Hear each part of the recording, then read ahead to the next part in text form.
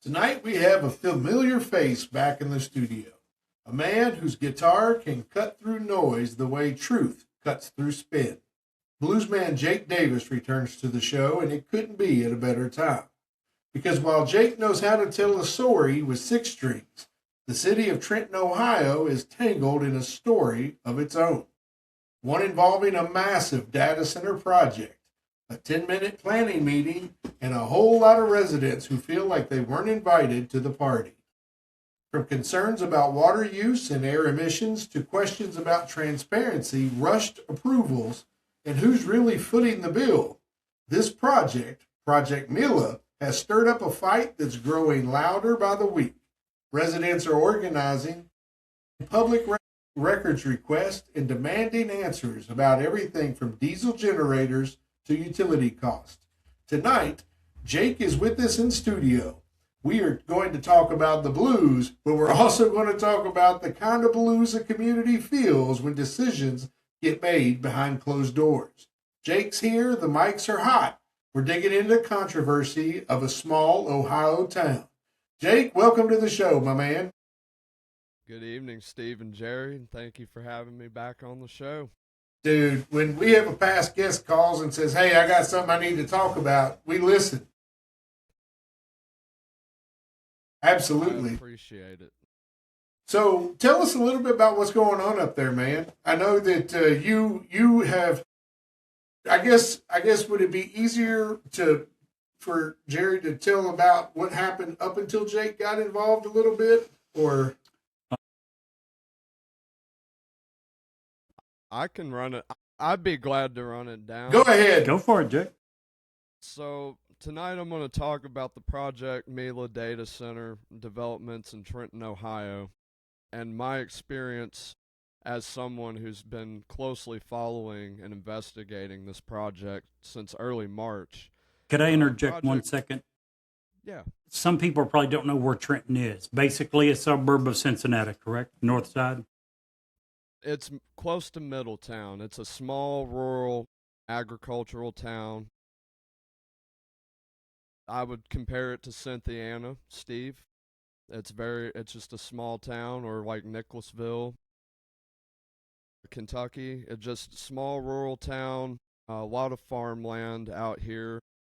And this project, it's been a major development that's been proposed for this city since October of last year.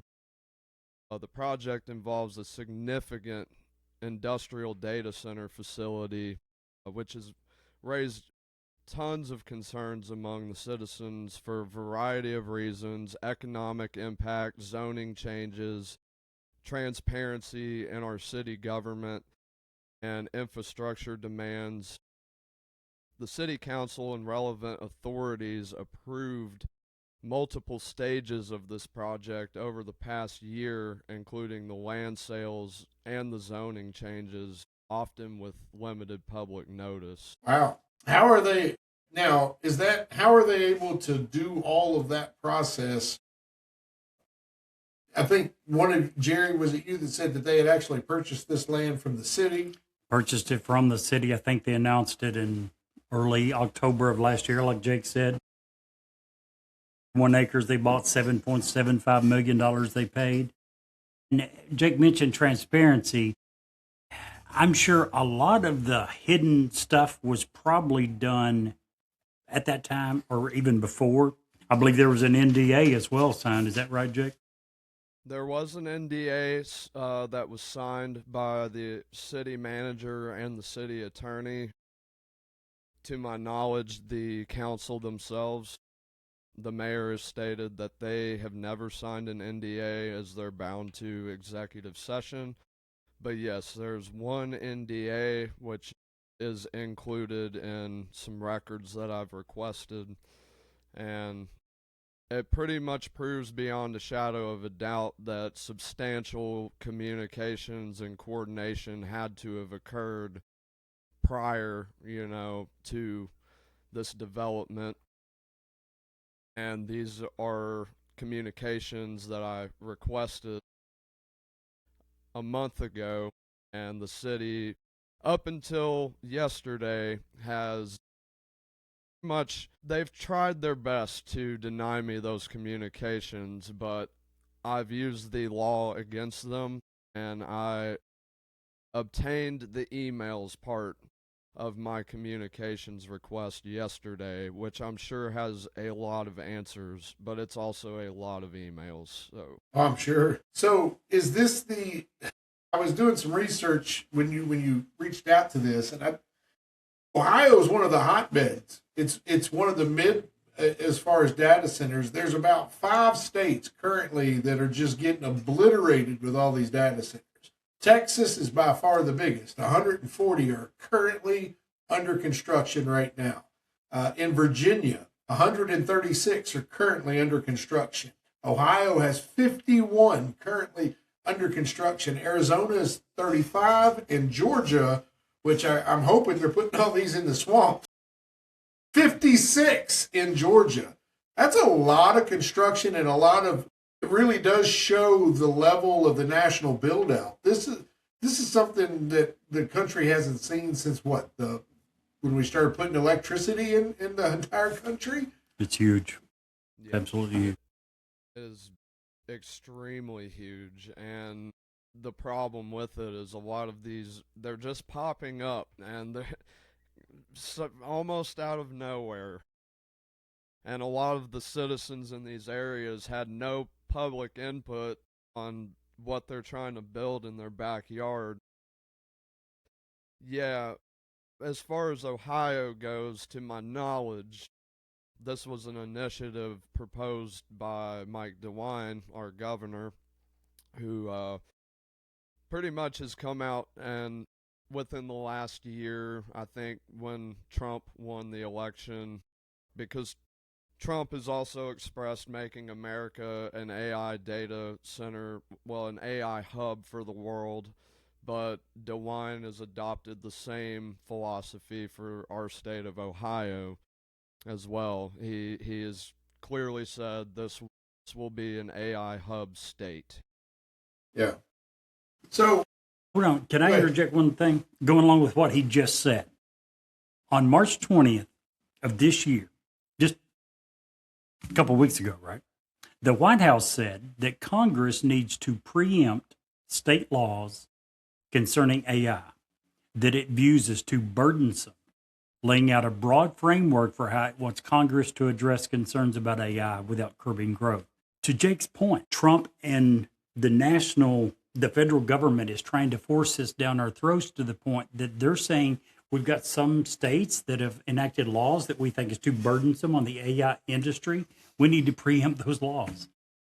What in the world ever happened to our Constitution, which, as Jake's father, Clay Davis, so strongly says, it should all be, the Constitution says that all rights not specifically delegated to the federal government are reserved for the states. What happened to that part of the Constitution? right. No, I don't disagree. So, Jake, take us through what you feel are the biggest issues with this particular data center, because I have some things that from everything that I looked up basically about data centers, which a lot of it I didn't know, is very generalized. But let's talk about Trenton specifically. What is, if you have, because you're a resident there, you have the ability to pick it apart. But what do you not like about this data center? Is it simply the way that it went about being implemented, or what else? Tell me all about it. There's quite a few things that I've learned so far. The city has produced a lot of documentation to me, emails, memos, and agreements. They all contain critical details about the project's infrastructure, budgeting, and agreements with developers.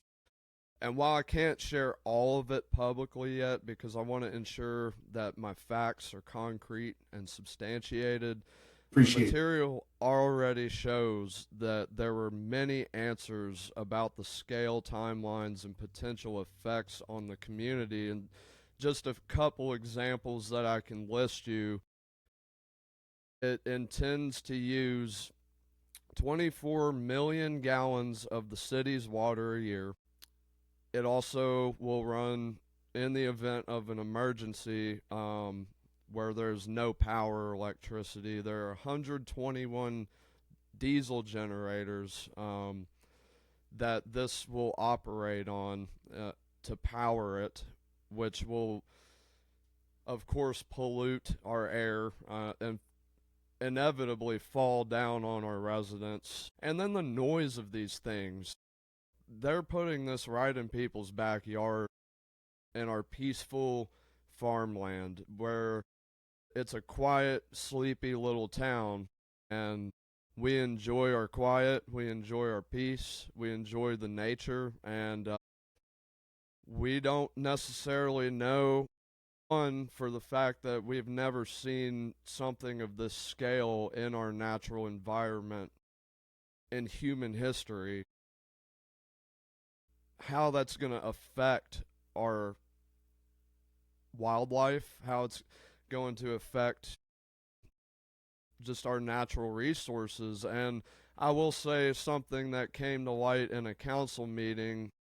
My friend Barry Blankenship had asked if the city had notified the metro parks prior to this being done, which our metro parks are, people get out there for all the reasons I just listed, and there's a lot of wildlife. And our mayor told him that they had indeed contacted the metro parks, and the next day in our group page, a public records requested document was put out, which said basically from the metro parks that they were never contacted. They were never contacted or given any input on the issue whatsoever. So there's a lot of things going on that raise a lot of red flags. One of the things, Jake, you just mentioned was the water consumption. And you had mentioned before we went on the air that that water that they use requires a certain specific way of cleaning that your city doesn't have access to. Could you expound on that a little bit for the listeners? So the city of Trenton already has hard water. The financial director has talked about since then upgrading to a more soft water, but it doesn't change the fact that these data centers put permanent nitrates in our water, which all of our water on Earth is the same water that's been here from the beginning of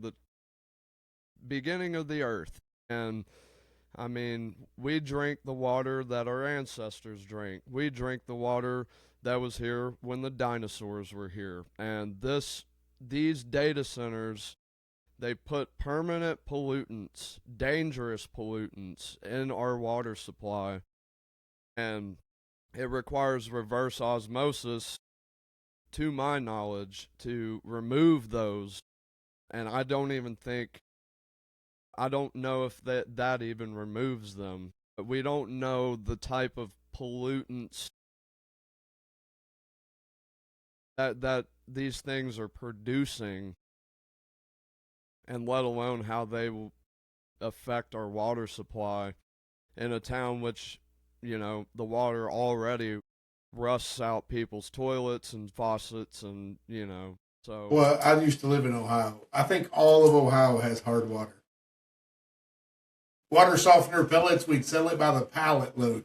Speaking of water, I want to add something. A normal, and the numbers I'm going to give you is for an average data center. It's not specifically for this one. I can't imagine this one is that much better.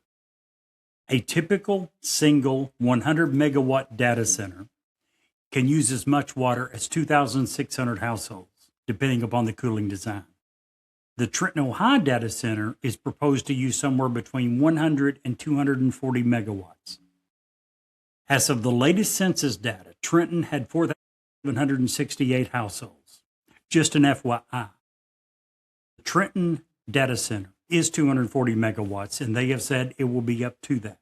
If it is 240 megawatts, that would be the equivalent of 6,240 households. Now, Prologis has went to the city of Trenton and asked, can they handle their demands for water? And their city said yes. My question is how? Because we have just determined that this may need as much water as 6,240 households in a city that currently has less than 4,800. Wow. So it's got to do all of the houses plus another double plus. More than double. More than double. So I don't know. I agree with what Jake is saying. I think the city is trying to push this deal through because they want the sale. Again, this land was sold to Prologis by the city of Trenton, correct, Jake? Yes, Prologis purchased it from the city of Trenton. I think the city's trying to get their money no matter what. It would appear that way. And as far as what you just touched on, we are just as in the dark on that issue at the moment as you. We've been trying, and I mentioned my friend Barry Blankenship, who has been spearheading this movement here, him and his wife Lori, since they've been fighting since October, and relentlessly and tirelessly, and one of their main biggest concerns is surrounding the water and the usage, and we find a lot of inconsistencies that just they don't seem to make any sense. So I wanted to know the dichotomy, and I'm just going to be fair, Jake. One of the things we always do here is we try to present both sides of the story. Obviously, that's what we, to get to the root of the things. So my first initial question when you sent this to me was, well, what's the difference between this and an automotive factory or, a factory that makes shingles for a house? Where's the economic versus the environmental impact going? And here's what I came up with. Short term, you get a construction boost. They usually use up to hundreds of millions of dollars in building the cost. The initial construction can use local construction as subcontractors, but the main contractors typically are from the company that's building it, and they would subcontract out to local people. So when those people come in, there's going to be temporary boost to hotels, restaurants, and local services. But those are all very short term. Once it's built and on scale, there's going to be at most typically between 20 and 50 full-time workers. Most of those are high-skilled technicians that are moved in by the company. They are not employed directly from the local folk, if you will. Mm-hmm. There is sometimes tax revenue, depending on how, and I'm sure you're going to find this out in your digging of all the paperwork that they've sent you. Sometimes they can generate some tax revenue, but a lot of times the states or local municipals will offer massive tax abatements, sales tax exemptions on equipment, and long-term property tax deals. And if they bought the property from the city, I'm sure some of those were baked in to get it at a good price to get the equipment in there. And what it ultimately cost is higher utility costs for the residents because they consume huge amounts of electricity. Utilities sometimes are forced to build new substations and water transmission lines and water infrastructure. They lock in these long-term contracts from water and power as well. And basically, once it's up and running, it's 80% self-contained, where it doesn't help the local economy at all. Yeah. And then we're left with the question of what is it going to do to our economy in the event that people move away or businesses decide to take their business elsewhere because of how the business has been conducted and the people never having an input to begin with. So that is a huge concern to me when I look at it from that angle, just the down the road, what our city is going to look like when it potentially has the possibility of becoming a ghost town. Jerry, you were going to say something? Were my numbers off a little? Well, in 2024, the Ohio Chamber of Commerce did a study on data centers in Ohio. Here's what it found. It found that the data center industry supported 95,000 jobs and added $12 billion to the state economy in 2024. Their projections for 2030 were 130,000 jobs and $20 billion.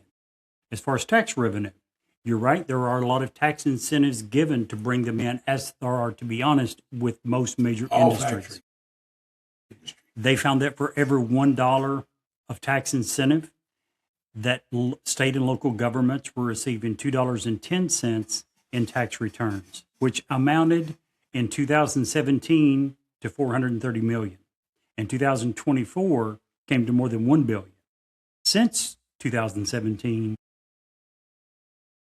$0.2 billion have been added in tax revenue at the state and local level in Ohio. So there are, I'm not saying it's worth it. I'm just saying there are some financial incentives to get these state and local municipalities to try to bring them in. I would only counter that by saying that in the state of Kentucky, they argued the same thing for bringing the lottery in. They also argued the same thing about Toyota. Yeah.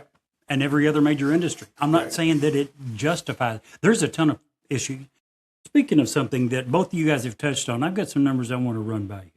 Any idea how much the electricity rates have went up in the United States of America since 2020? Take a guess. Percent. You're damn close. Since 2020, electricity prices have went up by 36%. We know that data centers are not the only, but a significant reason for that. Here's why. The projection for 2028 is that data centers will use somewhere between 325 and 580 terawatt hours of electricity. That is approximately 12% of all the electricity made in America. 12% of all the electricity is going to data centers. And that doesn't include what they're building currently. Well, that was projection for 2028. Would. Yeah. 12% for this one little industry? You want to know, again, I'm not trying to say that's the only reason. This is a significant reason why we have had a 36% increase in electricity rates in the last 6 years. The project that they're in Trenton, are they, now we know, we talked about that the diesel are the backup. Do they have another energy source that they are producing there on standby? Is it solar? Or? Yeah, it is going to be built right by the Duke Energy power plant. They will be the power supply, which also ties into our infrastructure and our power that we pay for. So, right. Yeah. Oof. Gosh, man, that's terrible. If you could have 5 minutes, Jake, with the mayor of Trenton, what would you tell him? This applies to him, but also the people that I feel like the city kind of takes this stance in a way just by the way they conduct themselves, but I also hear a lot of people and see a lot of rhetoric that arguing against data centers while using data centers is just, it's a joke to them. Though the city hasn't said, it's very obvious through their behaviors that they think this is all a joke. And all I would say, and it wouldn't even be 5 minutes, but the idea that people cannot oppose data centers because they use them assumes that we had a meaningful choice in the first place. We didn't. There's a difference between dependence and consent. Yes, we are dependent on digital infrastructure, but we were also never given a direct say in how that infrastructure is expanded into our communities. So using something that's effectively mandatory in our modern society doesn't equal endorsing how or where it's built. It's like saying that you can't criticize utility companies because you use electricity, or you can't question road construction because you drive to work. People aren't arguing against the existence of technology. they're asserting their right to have a say in how it impacts their community, and those are not the same thing. I would 100% agree with that.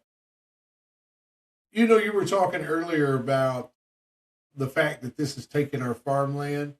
Here in Kentucky, the big thing very recently, in addition to data centers, we have one that they're trying to install in Harrisburg, Kentucky as well, is solar farms.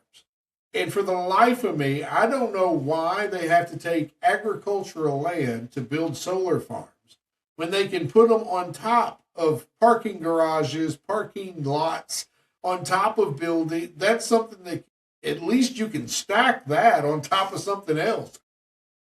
I don't know why you got to go out here in a beautiful pasture farm or cornfield and put a big 500-acre solar farm. You're not going to convince me that's a better idea. I don't know. Yeah. And I think Jerry, what's your? Sorry, Jake. My bad. Oh, you're good. I was just gonna say I think that's a huge way that the entire country is looking at it. There's so many other places they could be building these things. Yeah. So, Jerry, any final thoughts? I think I agree with Jay. It's not that we don't want them, need them. The question where this is too close. I looked it up. They are 1.1 miles away from the closest school. They are less than 2,000 feet away from the closest subdivision. There's got to be better places where you can put these. This one has promised that they're going to keep noise levels at a decent level. And we know that government and industry never lies to us, right? So they obviously have to do that. If they do what they say and they keep it at 50 decibels or less, that's good, except for the emergencies. And then it gets really super loud. In many cases, some of these, there's one in Alabama that goes between 110 and 120 decibels. And that, I think, is up to maybe 3/4 of a mile away. It's destroying property values. So I agree with Jake. There's the local citizens absolutely need to be a part of the decision process of where they should go. And this one, in my opinion, is too close to schools, too close to homes. And that's not even getting into some of the other things we talked about, which I'd have to do a lot more research. I'm sure Jake's already done it. But as far as the water use, can the local water system handle it, the electricity use and all that? Yeah, I think we need more citizens like Jake who are involved. And when they find out like that something like this is coming to their area, they begin to do some research. And we need more people who are active and make sure that their voice is heard. So for that, Jake, absolutely congratulations. We will do our best to help spread the word and get the news out. Jake, what do you think? What is your, if you could, I know you said what you would say to the mayor. Where do you fall? I know you had said that you're part of another group. Do you want to talk about your other group a little bit? Now's your platform, brother. Right now, so the group that I'm part of, it's a abbreviation, WATER, but it stands for the Woodsdale and Trenton Environmental Resistance. Currently, the page, it continues to grow every day, and you know, we've found also that, you know, the more the city, especially before they started backpedaling and trying to change their behaviors and the way they were treating some of the residents and citizens, with every bad thing they said or did, one more person would show up to the council meetings and one more person would join the group. And so it's just it's a growing thing. And tonight they just had their first organization for the ballot initiative to try to stop this thing. And so now we have a petition that's going to be floating its way around, being once again spearheaded by Barry Blankenship and his wife Lori. They are representing Butler County, and but this petition is for the whole state. So I believe the entire state has to get, I believe it's 415,000 signatures. to end up on the ballot in November to be voted on. So if it passes, this will be an issue that the people will be able to vote on coming up in November, which we hope to make that happen. That's awesome. And just in closing, tonight wasn't about taking sides. It's about shining a light. Trenton, Ohio is facing decisions that will shape its future for decades. Every community deserves transparency, honesty, and a seat at the table. Whether you're for the project or against it, we're still trying to make sense of it all. The conversation is what matters. Keep asking questions. Keep showing up. Keep holding people in power accountable. And remember, local voices like Jake's are louder than you think. When a community speaks together, people listen.